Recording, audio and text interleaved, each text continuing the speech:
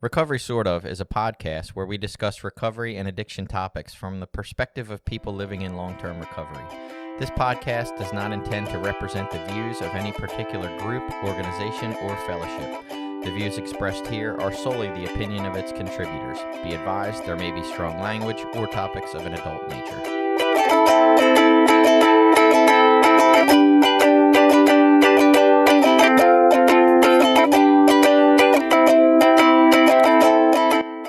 Okay, can we talk about your dick move at the baseball game? Yeah. Can we talk? Okay, Sure. Great. So Billy was an asshole at the baseball game. No. Billy made a comment about a kid who didn't put much effort into getting the ball, right? Kid could have been scared. We talked about it. Who knows what was going on for him. But you had a reaction that was judgmental or critical about that, from the stands of like, oh man, why is he not, trying harder or whatever. The hardest thing for me, and I'm just really getting a grasp on this in my life, is understanding that you're not talking about that kid. You're talking about Billy. And what you're doing, if I was sitting there next to you on the bench, is telling me about Billy. You're not talking about that kid at all. You're telling me what it would be like if Billy was in that situation, how he would feel about himself, right? Has nothing to do with that kid. And it's like the more I can understand that the way I've been talking about the world, I've been judging everybody else by my idea of what's right? So like my wife says, hey, I'm going to go out with your mother this weekend and get our nails done. And I'm like, when people do that without asking their partner, they're assholes. Because if Jason does that without asking his partner, he's an asshole. Mm-hmm. That's my belief. I'm talking about me. Kimberly does that, and she's not an asshole when she does that. That's not her intention. That's just how she was raised to communicate. Hey, I'm going to do this. If you have a problem, you'll speak up about it. I don't need to ask or, give you a preemptive running it by you. This is running it by you, right? Right. But it's this whole time I've been judging everybody else or looking at everybody else by what their actions would mean if I was doing them. I have different intentions when I do my actions, right? I say, Memes, you're yelling at me. And she says, I didn't even raise my voice. Like we have different reactions, but I'm always judging her by what it would mean if I did it. And instead of letting her have her own meaning to her actions. And that has been so fucking huge for me to understand. And like when we're talking about these situations between couples, right? You've been romantic for what's romantic for Billy. And you can't understand why Jen doesn't get it. Right. And it's like, oh, wait a minute, baby. I've been trying to be romantic for what Billy thinks is romantic, what I believed is romantic. What does Jen think is romantic in the world? I want to learn who Jen is now. That has been such a fucking revelation for me. You're a dick on the bleachers talking about the kid. You're a guy that struggles with not putting effort in and making mistakes. And when we can notice that and realize it's not about the kid, we're always talking about us. It just makes a lot more sense.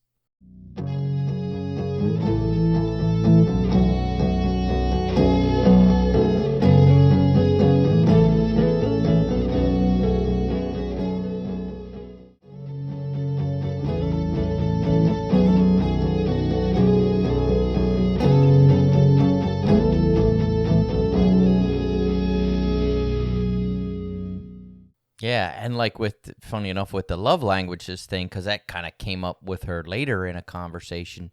Some of my love language, a lot of my love language is words of affirmation, because I didn't get words of affirmation as a kid. Mm-hmm. You know what I mean? I got a lot of criticism and rejection, so I'm very sensitive to words, and I'm very sensitive to criticism and, judgment from other people, probably from myself too, but words of affirmation is one of my love languages, and she struggles with that one. Yeah, you know what of I mean? course. That's hard for her. That's your and attachment she'll thing. say things like, what, and I never know what's actual words of affirmation and how much is enough, and when is, is it once a day? Is it once, every couple days? What counts? And I said, yeah, that's how I feel about romantic stuff. It's the same thing. That's not my love language. I'm trying to do it. Right. I want to do it because I want to honor her and respect that part of her. But it doesn't hit that same spot for me. So knowing what to do or how much or what counts is Like I'm guessing a little bit. Yeah. And what I really hear you saying there, at least when I'm speaking for Jason, like I just told you, right? Because this is what it would mean if I was in that spot. What I have found for me is that what I'm doing there, I'm frustrated that I don't know how to feel loved. That's my frustration. And I've been spending, in my case, the last 18 years blaming my partner for not giving it to me when I don't even fucking know how to feel it.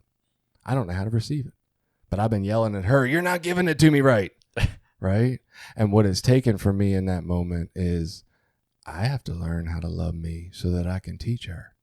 And that's what I've been doing. I suck at words of affirmation, but Billy, I'm getting really good at it, man. I'm like complimenting myself and cheering myself on. And every time I hear that criticism, recognizing it, raising my awareness around it, and giving myself these affirmations.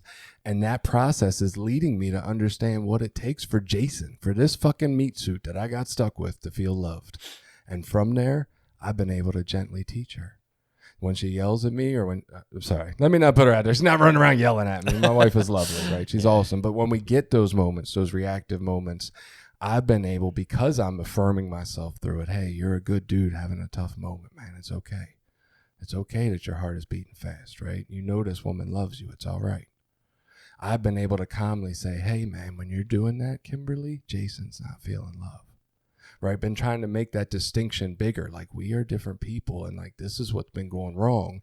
You've been trying to treat me the way Kimberly feels good, and it fucking sucks for me. And I've been trying to treat you the way Jason feels good, and it doesn't feel so good for you. And now I got to remember that's not it. But I had to teach me what it took.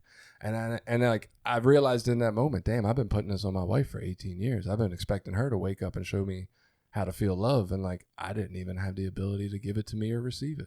Yeah, and it came up in a different, I was listening to a different podcast about something else, but the guy was talking about like having, like a lot of times guys won't put requests or demands on their relationship. Yeah. They won't even ask for things because as a guy, you're supposed to be able to take care of everything yourself, and you're not supposed to have any needs. And but that also minimizes or limits your vulnerability in the relationship, because part of being vulnerable is having needs and wanting the person you're with to help you with those things. And so the suggestion was to try to put some like requests, what he called relationship requests, into your marriage. And it's not anything like crazy. It's not like fucking go rebuild the engine of the car or something dumb, but it'd be like, hey, I'm going to be busy this weekend. Would you mind taking care of this for me, or would you mind helping with that, or whatever?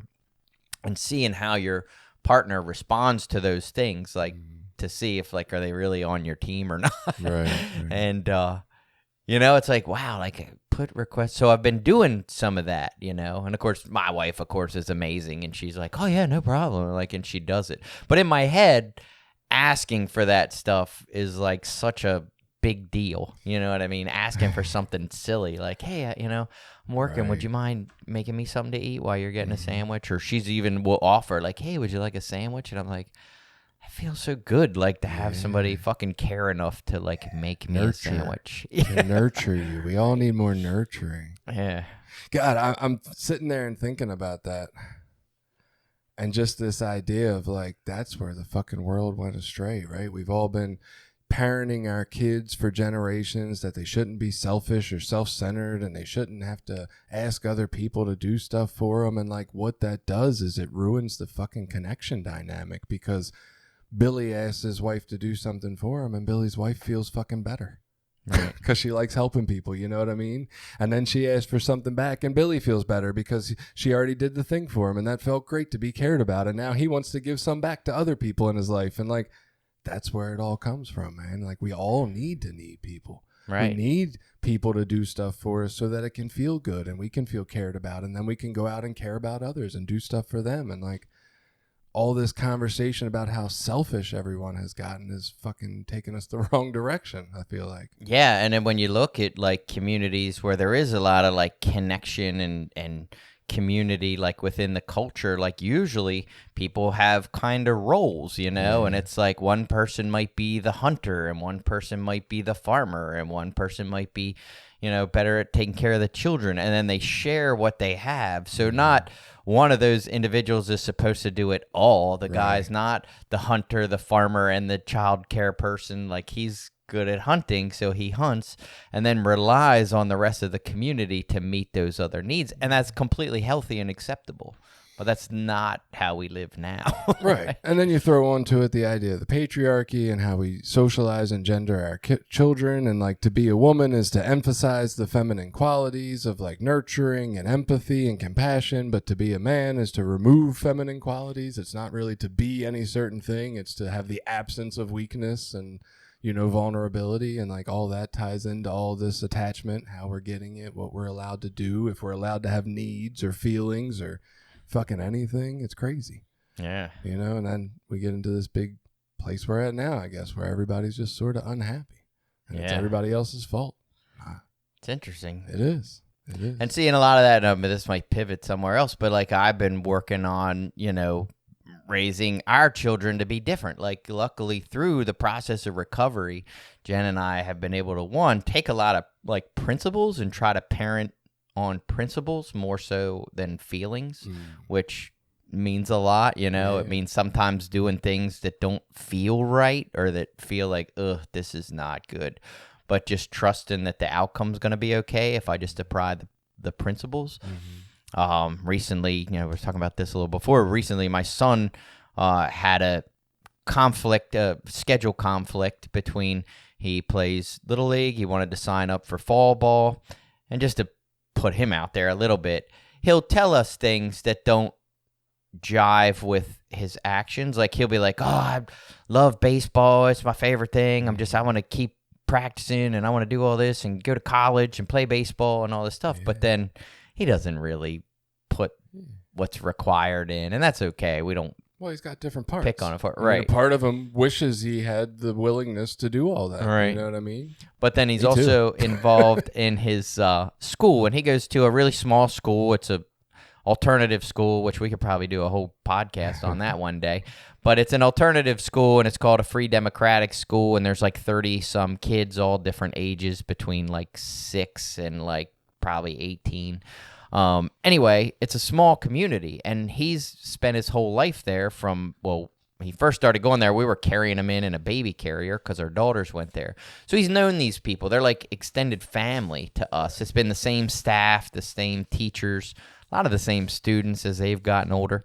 And there was a thing at school, and I guess he kind of volunteered for that and didn't realize, like, oh, I have this baseball game and this thing, because he's 15 and doesn't keep a calendar. And I pointed out to him Wednesday that he had this conflict, and he's like, oh, well, I might not want to go to the baseball game. And I could tell he was like hesitant to tell me that because he knows how I am about sports and commitment to sports. And I didn't put any pressure on him. I just said, well, whatever you want to do, you got to let me know so I can let your team know as soon as possible. If you're not going to be there, you at least got to let them know. You can't just not show up or tell them Saturday morning that you're not coming.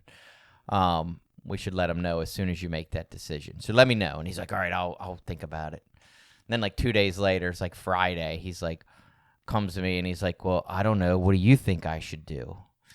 And I was fucking super hesitant because like I recognized through recovery that, one, my connection to sports and that competition weirdness is unhealthy, you know, and it's not a good relationship that I have with a lot of that stuff and the pressure that I put on myself and kids and all that. So I said, well, I think you should do whatever you think is right for you. I said, for me, I would probably go to baseball. I said, because that's a commitment I made. You know, school probably has somebody else that can do what you said you would do, but talk to them, see what they say. If they really need you, I get it. I just got to let your coaches know. And ultimately, he made the decision to go do his school thing. Like, and it's like, it's so hard, though, not to want to recreate what I've been conditioned to do and get someone to have all those same values because, you know. It's fascinating. Yeah. I see, I see this in my life too. My wife happens to be the more. God, there's no fucking way to talk about this stuff without sounding shamey sometimes. Like, I'm not trying to be negative here, but she. Okay, from Jason's lens, if I was doing the behavior she's doing, it means I'm a little too controlling, personally. Too many opinions about there being a right and wrong way to live or a right or wrong way to be. It feels like to me. And maybe that's just because I've been a guy who feels like I've been judged for not wanting to live like everybody else. But yeah, I feel like there's still like this cue of danger for her children and my wife. I feel like her body gets cued to danger. It says, oh shit, if this is the behaviors they're enacting, they'll never make it in life, and I need to fucking pounce on it and fix it right Yes. now. That's what it feels like for her. And I guess for me, I am very, and I say this the wrong way, because she'll be like, their grades are bad, they're not doing assignments, they're not even getting to school in time. And I'm like, I don't give a fuck. They'll figure that shit out. Like, right. You know, you won't keep a job long if that's how you act. Like, I don't know. It won't take long. You'll figure it out. You'll want something. You'll go figure it out. I don't know. In my mind, my job there is to hold space for their struggle when the shit doesn't work out for them. And just to be able to tolerate those feelings of frustration that the world just isn't easy and doesn't give you what you want. That's my job, I think. I'm not there to fix their decisions or make them make the right ones, or like, I learn when I do shit wrong and it doesn't feel good. I don't learn when other people tell me what I need to be doing. So I'm like, I don't want to try to tell anybody. They'll figure it out. They'll be fine. They're good kids. And the more I tell myself that, it's that same words of affirmation, right? When I go into those moments, when my son's doing the thing I don't want him to be doing, or hasn't listened or followed directions, I'm walking to that room to tell him, and I'm saying, he's a good kid. You're a good dad. He's fucking 14. He doesn't want to clean his room, of course, right? Like, it's not, you didn't want to clean your room at 14. It's not a big deal. If you need it clean, go help him clean it. Like, it's just those reminders. Like, I'm starting from a point of he will be fine. And from there, I don't feel the danger of tampering with any of it. I just trust. If I just model and be a good dude, he'll just be a fucking good dude. That's how it works, right? I'm a fucking chaotic, frenetic, spastic, depressed dude because that's what the fuck my parents were, right? Why can't I just be a model, a calm, loving, gentle dude, and that's what they'll be? Yeah. I feel good with that. But yeah, I don't know how to help my wife either. And it's interesting because I noticed that at work too, with like employees, being a supervisor of like people at work, like they're not all motivated by the same things. They don't share my particular values. Like, not everybody's going to go in there every single day and give it like 110% no matter what. Like, they're not going to come in because their shoulder's hurting. They're going to fucking call out and be like, my shoulder hurts, I'm staying home. You know, to me, I'm like, what the fuck? Right. You fucking wuss, get in here and fucking work. Like, because that's the shit I tell myself. Yeah, exactly. Right? And leaving space for, damn, I wish I took that good of care of myself. Yeah. My shoulder hurts. Maybe I need to stay the fuck home. You know what I mean? Like, that's what I'm trying to be when I'm doing those behaviors. I'm trying to model for the people I work with and my coworkers that, like, when I don't feel well, I don't come. Yeah. That's well, what I try to do now is look at an overall picture, right? Each of us is an individual, and we have, you know, assets, and some of us have some character defects, and what are those things? And then recognizing, like, I guess I look at character defects, and I don't even know if I like that word so much. We have things that we're good at, and we have things we're not so good at, you know, and I guess they can head into the defects area if they start causing harm to myself or other people. I mean, can't have people running around hurting coworkers and shit. I hate this language. Yeah, right. But, you know, they have things that strong qualities, you know, qualities they're really good at, and then some things that they might struggle with a little more. But when you look at them as like overall individuals, it's like, all right, well, how well are they doing at the job overall? And then what areas are they doing really well at? And then what things could they maybe use a little like coaching on or help with that would make them better in those areas? I'm trying to like manage more from that perspective than from this like judgy place of like, you got A, B, and C right, but you suck at D, E, and F, you know? And like putting these like grades or criticisms in that way. trying to, like, say, it's almost like by principles. Like, all right, we're supposed to be working together to accomplish a thing or get done, a goal, which is to make money for the company. But can we do that in ways that we're still, like, caring and compassionate towards each other as human beings, And I don't expect that out of them because they're old, like, hard-ass men with their, I'm sure, traditional men's values of like suppressing your feelings and all that shit. So, Yeah. But trying to bring a different, trying to live life not repeating the same conditioning that I've gotten my whole life, being able to look at the areas where that conditioning from my upbringing or from society or whatever hasn't worked, and then trying to change that within the relationships that I have, whether it's parenting, whether it's through my marriage, whether it's through, being a supervisor at work. Like, I think a lot of us get into this robot mode where we just, even though what we've got doesn't work, that's what we do anyway because that's all we know. Well, God, now we're getting into expounding to the world and society and what the fuck is wrong with it. But, like, yeah, I mean, we've told everybody that, okay, most important thing for life, to survive, right? But we've trained and conditioned our entire population that the way to work against the threat of survival that is always hanging over your shoulder is to work hard and make money. Right. So that's our number one priority over everything. It's over the people in our families. It's over other people in our neighborhoods. It's over the wildlife and, ecology in our environment. Like, we don't give a fuck about life. It is not important. It is second class to making money because making money is survival. And all of our fucking decisions are based on that in the world. And every time we decide based on money over people, we hurt people. And until we accept that, we're going to keep doing it. And I don't know where else to go from there.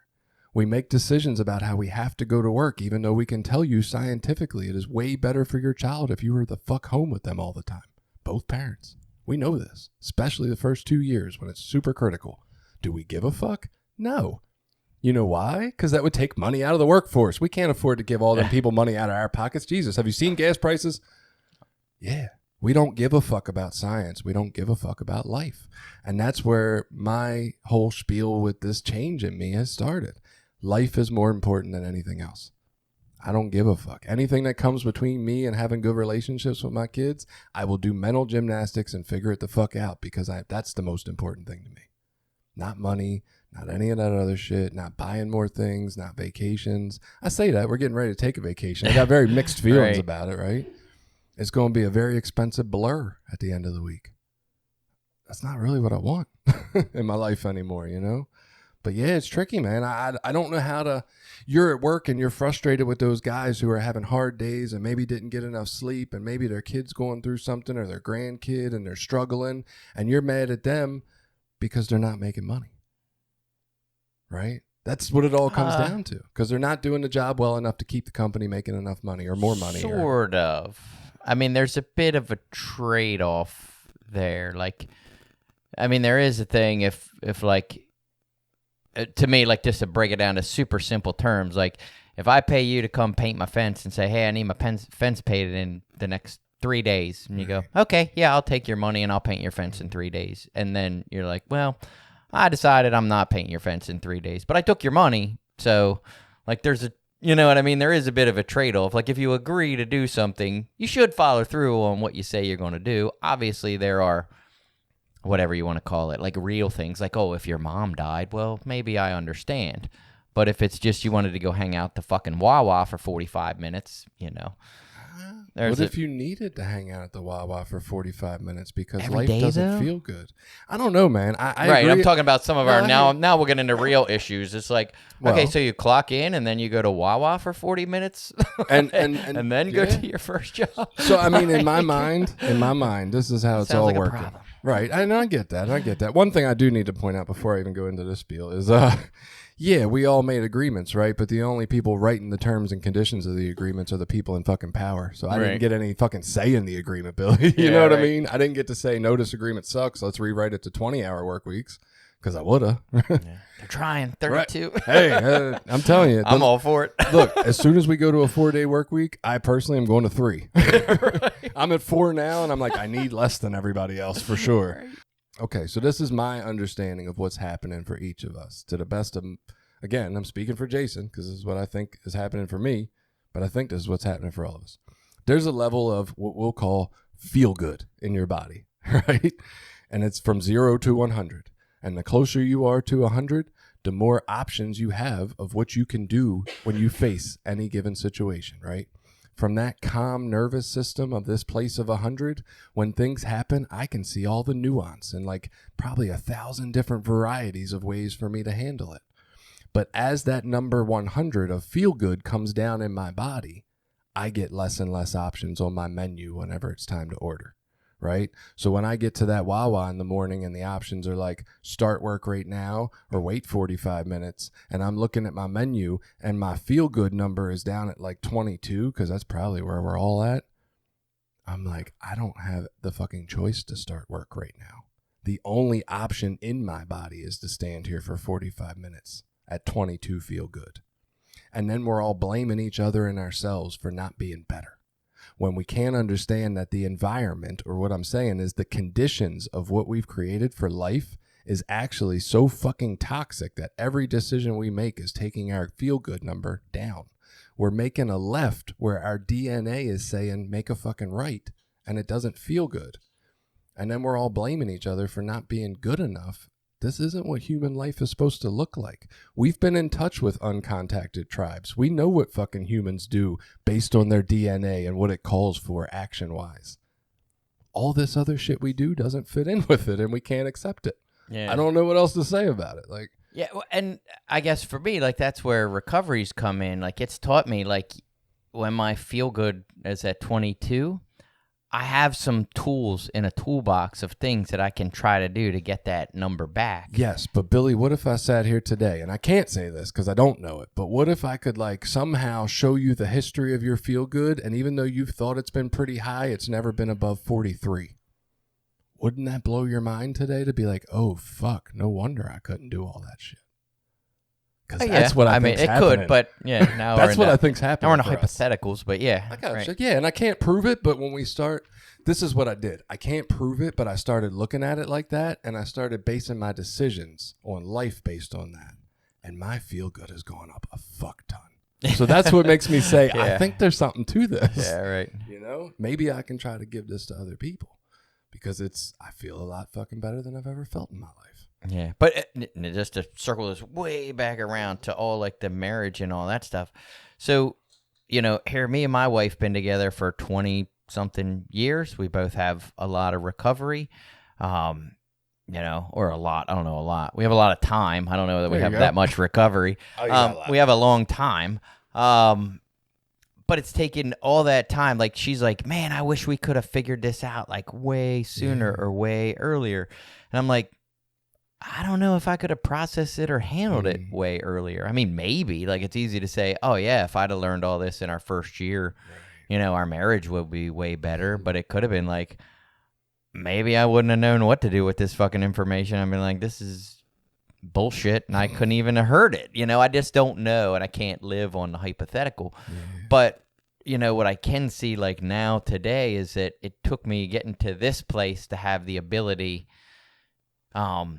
with learning tools to, like, hey, I'm responsible for how I feel when I'm feeling all this anxiety and, you know, chaos and sort of ADHD shit in my head. Like, I had to learn other skills like exercise and meditation and, you know, therapy. Like, I needed all those skills to get me to a place of like, oh, okay, well, now I feel good enough or safe enough to dig deep into some of this childhood shit and to allow myself to recognize some of the maybe small t trauma, I'll call it, of like being raised in a household where nobody like physically beat you or any of that stuff, but your mom was pretty fucking overbearing and you weren't allowed to feel and you weren't allowed to, you might not recognize that as trauma, but that over years and years of time of no one caring about your feelings, that has an impact, and to be able to sit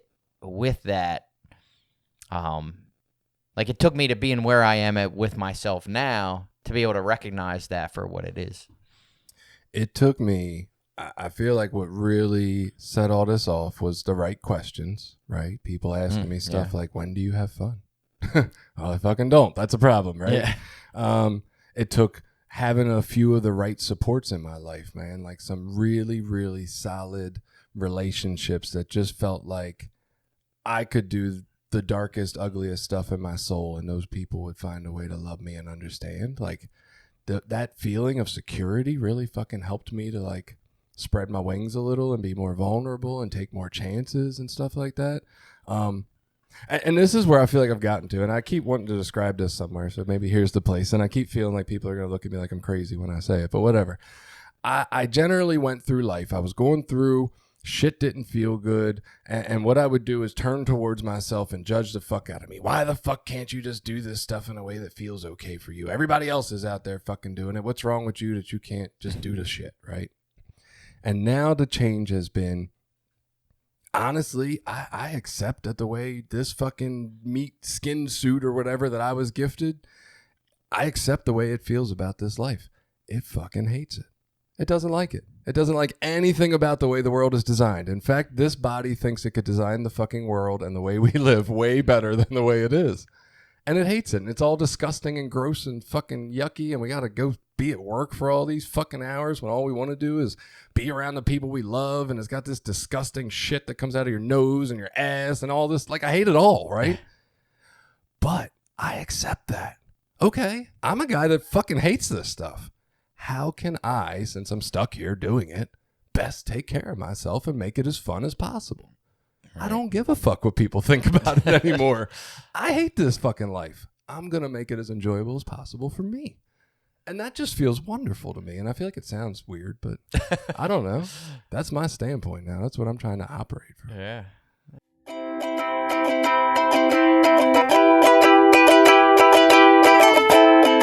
Did you like this episode? Share it with people you think might get something out of it. Check out the rest of our episodes at recoverysortof.com. Also, while you're there, you can find ways to link up with us on Facebook, Twitter, Instagram, Reddit, YouTube, anything.